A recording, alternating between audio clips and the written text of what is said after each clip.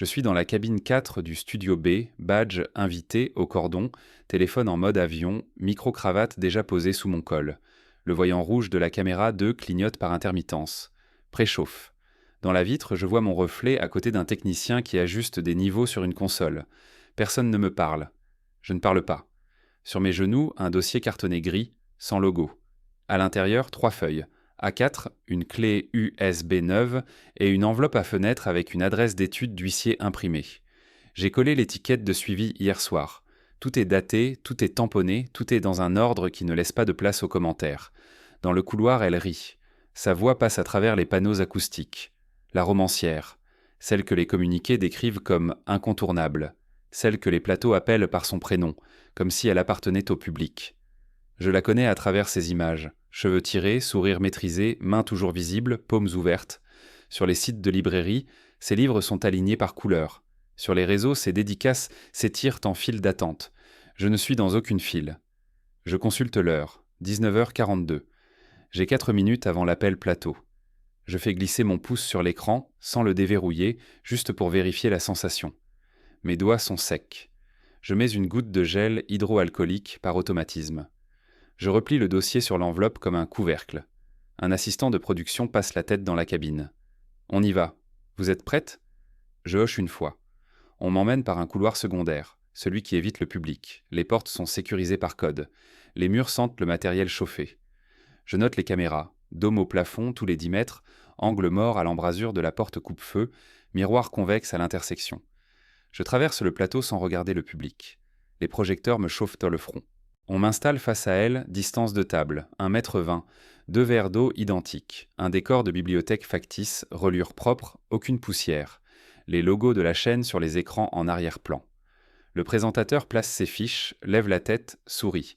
Elle est à gauche, légèrement de biais, pour sa meilleure lumière. Elle me reconnaît comme l'experte invitée de la séquence suivante. Son regard passe sur moi, rapide, sans s'accrocher. Son parfum est net, dosage précis. Elle pose sa main sur son propre livre, comme une preuve matérielle. Je pose mon dossier gris sous la table, dans l'ombre. Je garde la clé USB dans la poche intérieure de ma veste. Le présentateur lance l'enregistrement. Le générique tourne. Je réponds aux questions avec des phrases courtes. Je ne donne rien qui puisse être coupé pour servir à un récit inverse. Je cite des faits, des dates, des procédures d'édition, la traçabilité des versions de travail, les usages d'archivage. Je laisse des mots techniques tomber comme des objets. Horodatage, dépôt, correspondance, conservation, intégrité. Elle intervient, complète, sourit. Elle fait ce qu'elle fait toujours, occuper le champ sans en avoir l'air. Au signal convenu, un doigt sur son verre, geste répétitif qu'elle fait quand elle veut reprendre la main, je glisse une phrase neutre, sans accent. Il arrive qu'une œuvre circule avant publication, dans des cercles restreints, parfois sous une forme qui n'est pas celle qu'on imagine. Elle cligne une fois, rien de plus. Ses lèvres gardent la courbe. Je sors une feuille du dossier, juste assez pour que le coin soit visible à la caméra 1. Papier standard, aucune marque. En haut, une ligne, version 3, 17 septembre, 4h13. Je ne dis pas ce que c'est. Je laisse l'alignement des chiffres faire le travail. Le présentateur ne voit rien. Le public ne voit rien. Elle, si. Sa respiration change d'un cran, imperceptible, mais ses épaules montent d'1 millimètre. Elle garde le sourire. Elle tourne la tête vers moi cette fois. Elle cherche un détail sur mon visage, un nom, une faille, une intention. Je lui donne une surface lisse. La régie annonce la pub dans l'oreillette du présentateur. Il enchaîne jovial, les lumières baissent légèrement. Les micros restent ouverts, mais tout le monde parle plus bas par habitude. Elle se penche vers moi, voix basse, diction parfaite. On se connaît ? Je ne réponds pas. Je glisse simplement l'enveloppe à fenêtre sous le bord de la table, côté plateau, dans son champ visuel. Elle voit l'adresse de l'huissier. Elle voit la date d'expédition. Elle voit le suivi. Elle déglutit une fois. Elle repose sa main sur son livre, un peu trop fort. Dans le coin de mon œil, je repère mon reflet sur l'écran noir d'un moniteur éteint. Mon badge invité pend de travers. Le nom imprimé dessus n'est pas le mien. Il n'a jamais été le mien. Le présentateur revient de pub et relance. Tout repart comme si rien n'avait bougé. Elle sourit à la caméra. Puis, sans tourner la tête, elle murmure, assez bas pour que seul le micro-cravate capte une partie. « Vous travaillez pour qui exactement ?» Je la regarde enfin. « Pour vous. » Et au moment où elle comprend, le régisseur m'appelle par mon pseudonyme professionnel, celui qui figure depuis 6 mois dans les échanges internes de sa maison d'édition. le même pseudonyme qui signe les notes de lecture qu'elle reçoit chaque semaine. Je reviens au point d'entrée parce que tout est parti de là, et que rien n'a dévié depuis. Le manuscrit portait un titre de travail, un identifiant, pas une promesse. 312 pages, format .docs, police par défaut, marge standard. Je l'ai envoyé par un canal banal. Courriel, pièce jointe, sans chiffrement. Destinataire, une agente littéraire alors en phase de constitution de catalogue. Objet neutre, aucune relance. Accusé de réception automatique, 9h14. 2 semaines plus tard, réponse courte. Refus formulé comme une statistique. Le texte ne correspond pas à notre ligne actuelle. Signature standardisée. Je classe le message dans un dossier nommé « Clos ». Je fais une sauvegarde locale, puis une sauvegarde distante. J'attribue un numéro de version. Je note l'heure. Le texte circule quand même. Je le constate plus tard, sans témoin, sans annonce. Un appel d'offres internes fuit dans un réseau d'éditeurs indépendants. Je reconnais une structure, pas un thème, une architecture. Chapitre 4 déplacé en ouverture. Personnage renommé mais trajectoires identiques. Une phrase technique conservée à l'identique, faute d'équivalent simple. Je fais une capture d'écran. Je note l'URL, j'archive. La transaction est simple, mon texte devient une matière première. Il est nettoyé, allégé, adapté à une signature déjà visible. Il passe par un atelier de réécriture, 2 consultants éditoriaux. Un correcteur, une attachée de presse en amont. Chacun facture. Personne ne pose de questions sur l'origine exacte. Les factures sont payées. Les traces se diluent. Je tente une démarche formelle. Courriel à l'agente, pas de réponse. Appel téléphonique, répondeur. Je contacte un éditeur de taille moyenne. Il me demande des références. Je n'en ai plus. On me propose une réécriture pour repositionnement. Je décline. Le fichier reste intact. Les conséquences me sont mécaniques. Mon nom cesse d'apparaître dans les échanges. Les réponses se raréfient. Les délais s'allongent. Je prends un travail alimentaire, déclaration mensuelle, revenu variable. Je résilie un abonnement professionnel. Je rends un bureau partagé. Je déménage dans plus petit. Je continue d'archiver. Pendant ce temps, elle apparaît. Annonce de publication. Couverture soignée. Argumentaire de 4e précis. Je lis le livre le jour de sa sortie. J'achète un exemplaire en liquide, 21 €, caisse automatique. Je note le numéro d'ISBN. Je souligne au crayon des passages identiques à des versions antérieures de mon fichier, y compris des incohérences que j'avais corrigées après coup. Je compare avec mes sauvegardes horodatées. Les correspondances sont suffisantes pour un tableau synoptique. La presse suit. Article copié, collé. Interview calibrée. Elle raconte un processus de création fluide, solitaire. Elle cite des influences que je n'ai jamais lues. Elle décrit une scène que j'avais supprimée à la version 5, mais qui réapparaît ici sous une autre lumière. Je note la date de l'interview. Je note le média. Les effets se cumulent. Prix littéraire de rentrée, contrat de traduction. Avance à 6 chiffres, annoncé comme mérité. Invitation institutionnelle. Elle signe là où je n'entre plus. Les mêmes couloirs, inversés. Je ne réagis pas publiquement. Je ferme les comptes visibles. Je cesse toute tentative de publication directe. Je fais un inventaire. Disque dur, cloud, courriel, métadonnées. Je consulte un juriste une fois. Il parle de prescription, de preuves, de coûts. Je ne prends pas de notes devant lui. Je mémorise. À partir de ce moment, je cesse d'écrire pour être lu. J'écris pour documenter. Chaque modification devient une entrée. Chaque refus, une pièce. Je crée des versions factices, volontairement imparfaites, que je laisse circuler dans des circuits secondaires. Je mesure les retours, je vérifie qui lit quoi et à quelle vitesse. Je ne cherche pas à récupérer le livre. Je cherche à cartographier le chemin qu'il a pris sans moi. Quand je termine ce relevé, un détail apparaît. Tardivement, le premier lecteur professionnel à avoir annoté mon texte n'est pas l'agente. C'est une adresse en copie, ajoutée automatiquement, que je n'avais pas remarquée à l'époque. Cette adresse appartient aujourd'hui à son comité éditorial. Je vérifie mes propres hypothèses avant d'aller plus loin. Je reprends l'inventaire des accès. Ancienne sauvegarde locale. Clé USB détruite. Compte cloud fermé. Un seul point reste actif. Un dépôt technique utilisé brièvement lors d'un atelier d'écriture des années plus tôt, hébergement mutualisé, mot de passe changé mais journal d'accès conservé côté serveur. Je demande un relevé sous couvert d'audit. On me l'envoie en PDF. Une connexion ressort. Ancienne, répétée, toujours entre 2h et 2h30. Adresse IP masquée derrière un VPN institutionnel. Localisation fluctuante, mais un même fournisseur. Je recoupe avec un calendrier de déplacement public. Les dates coïncident avec ces résidences d'écriture sponsorisées. Je ne confronte personne, je n'en ai pas besoin. Je modifie le protocole.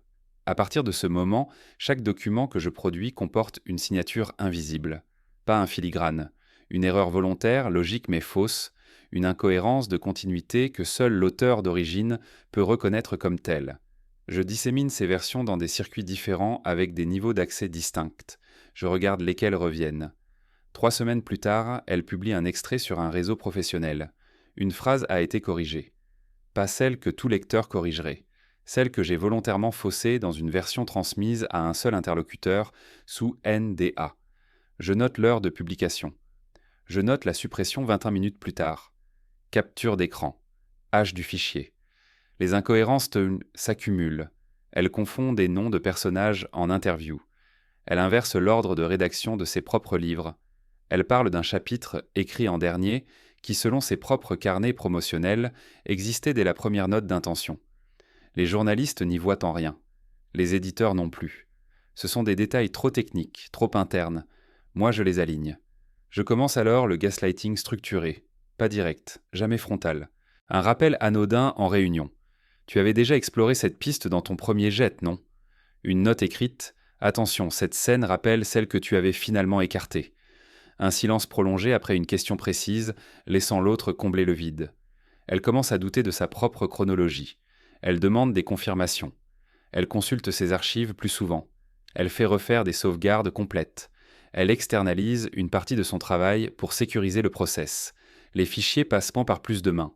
Les traces se multiplient. Je réduis la distance. Je suis désormais intégré à son circuit comme une ressource fiable. Pas une confidente, une technicienne. Je corrige sans jamais proposer. Je souligne sans expliquer. Je deviens le point fixe face auquel ces versions fluctuent. Un matin, elle annule une intervention publique, officiellement pour fatigue. Le même jour, je reçois un message interne me demandant de vérifier, d'urgence, l'originalité d'un passage précis de son prochain roman. Le passage correspond mot pour mot à une scène de mon manuscrit, version 2, jamais transmise dans les circuits sans connus. Je réponds avec un tableau comparatif minimal, volontairement incomplet. Je conclus par une phrase neutre, origine à clarifier. Dans l'heure qui suit, son agent appelle l'éditrice. L'éditrice appelle un juriste. Le juriste demande des dates. Les dates mènent à des fichiers que je possède déjà, certifiés, scellés, prêts. Le soir même, elle m'écrit à nouveau, plus tard que d'habitude, sans formule d'appel. « Dis-moi franchement, tu crois que j'ai déjà écrit ça avant ?» Je regarde la question. Je ne réponds pas tout de suite. Je laisse passer 12 minutes. Puis je renvoie une seule ligne. Les fichiers se souviennent mieux que nous. Quand je ferme la conversation, je sais qu'elle ne cherche plus à savoir si quelque chose cloche. Elle cherche à savoir jusqu'où. Je déclenche la phase suivante sans changer de rythme.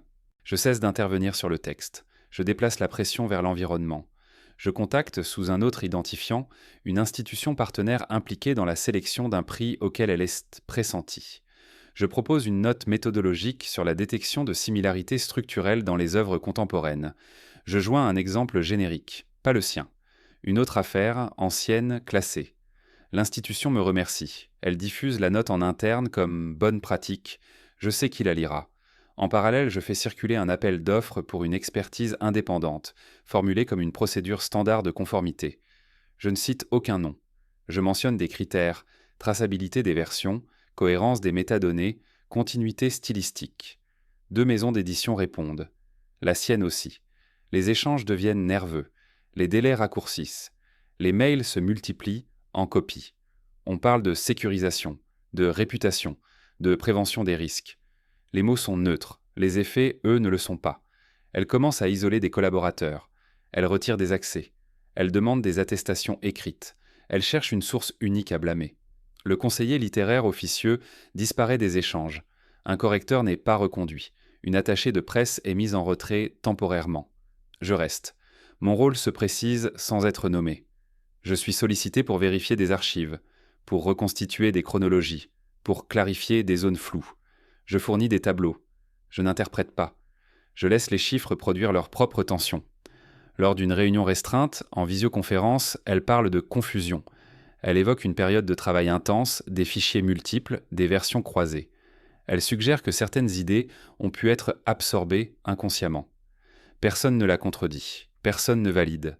Le silence s'installe comme une option acceptable. Je note l'heure exacte où elle prononce le mot « absorption ». Le lendemain, un juriste externe demande l'accès aux originaux. Pas aux livres publiés, aux documents sources. Je transmets ce que l'on me demande dans l'ordre exact où on me le demande. Je n'ajoute rien. Je ne retire rien. Les horodatages parlent, les chemins d'accès aussi. Elle m'écrit moins. Quand elle le fait, c'est pour vérifier des souvenirs. Tu te rappelles si cette scène était déjà là au début ? On avait parlé de ce personnage avant ou après la résidence. Je réponds par des références de fichiers, des dates, des numéros de version. Jamais par des phrases complètes. Je la vois se contracter dans les réunions. Sa posture change. Elle s'assoit plus droite. Elle vérifie ses mots. Elle corrige ses phrases en cours de route. Elle ne raconte plus son processus créatif. Elle le justifie. Un soir, elle m'envoie un message vocal. 32 secondes. Sa voix est basse, contrôlée. Elle ne pose qu'une question. Si quelqu'un avait utilisé un texte sans s'en souvenir clairement, qu'est-ce que les procédures regarderaient en premier ? Je n'écoute pas le message une deuxième fois. Je réponds par écrit, 3 lignes, les versions datées, les correspondances, les incohérences internes impossibles à reproduire sans la source. Je joins un fichier PDF, un seul extrait. Une concordance que je n'avais encore montrée à personne. Elle correspond à une scène qu'elle a défendue publiquement comme centrale et entièrement personnelle. La mention version 1, 2h11 apparaît en en-tête. Elle ne répond pas. 2 heures plus tard, je reçois une convocation à une réunion exceptionnelle avec la direction éditoriale, l'agent et le service juridique. Objet, évaluation de risque immédiate. Je ferme le calendrier. Je sais que, cette fois, ce ne sont plus ses souvenirs qui sont en cause. C'est sa structure de protection qui commence à céder.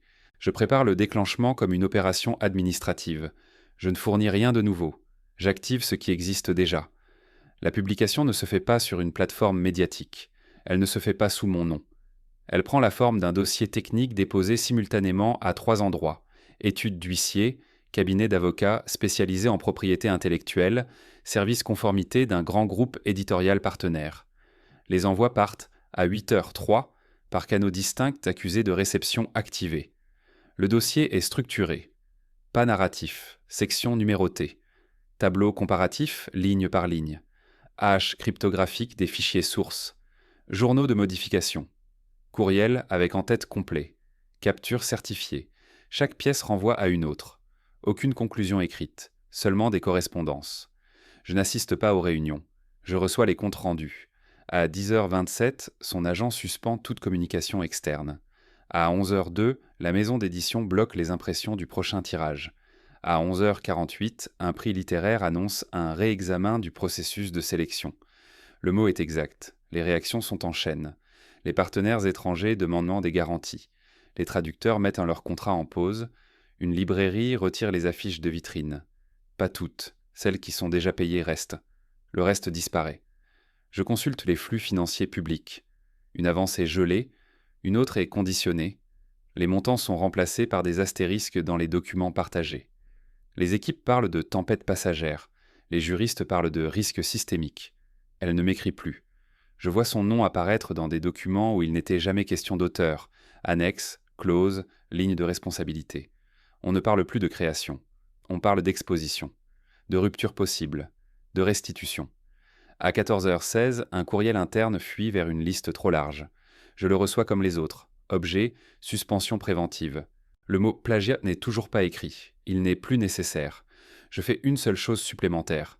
Je dépose sous un identifiant neutre une version intégrale de mon manuscrit original sur une plateforme d'archives reconnue avec l'ensemble des métadonnées publiques, scellées, consultables. Je n'y ajoute aucun commentaire. Je ne mentionne aucun nom. Le document existe désormais dans un espace où il n'est plus possible de le retirer sans trace. L'effet est immédiat. Les comparaisons apparaissent sans que je les provoque. Des lecteurs spécialisés font ce qu'ils savent faire. Des tableaux circulent. Des extraits sont alignés. Les mêmes incohérences ressortent. Les mêmes phrases techniques. Les mêmes choix structurels inexplicables autrement. À 18h40, la maison d'édition publie un communiqué. Neutre, factuel, en attente des conclusions des procédures en cours. Elle était retirée de l'agenda médiatique temporairement. Je ferme tous mes accès professionnels. Je change de pseudonyme. Je transfère mes archives finales vers un stockage hors ligne. Je détruis la clé USB utilisée lors de l'émission. Je garde une copie scellée, inutile désormais. Dans la soirée, une notification apparaît sur mon téléphone. Numéro inconnu, un message, une seule phrase, dis-moi ce que tu veux pour que ça s'arrête. Je regarde l'écran, je n'ouvre pas la conversation, parce que ce n'est qu'à cet instant précis que je comprends que l'arrêt n'a jamais fait partie du plan. Je ne réponds à rien. Je n'ai plus d'interlocuteur. Les effets se stabilisent dans quelques semaines. Le temps judiciaire n'est pas rapide, mais il est constant. Les librairies reçoivent des consignes de retrait progressif. Les stocks sont rappelés sous prétexte de mise à jour contractuelle. Les droits de traduction sont suspendus, puis résiliés les uns après les autres. Les plateformes numériques désactivent les ventes sans annonce. Le livre devient indisponible sans jamais être officiellement condamné. Son nom disparaît des programmations. Pas d'excuses publiques, pas de défense structurée. Les médias parlent de affaires complexes. Puis ils passent à autre chose. Les invitations cessent avant les articles. Les procédures suivent leur cours. Assignation civile, expertise indépendante, comparaison validée. Les termes sont précis, les conclusions provisoires aussi. Les montants évoqués dépassent ce qu'un succès éditorial permet de couvrir sans soutien institutionnel. Les assurances se retirent, les clauses de garantie sautent. Elle n'apparaît plus que dans les pièces jointes.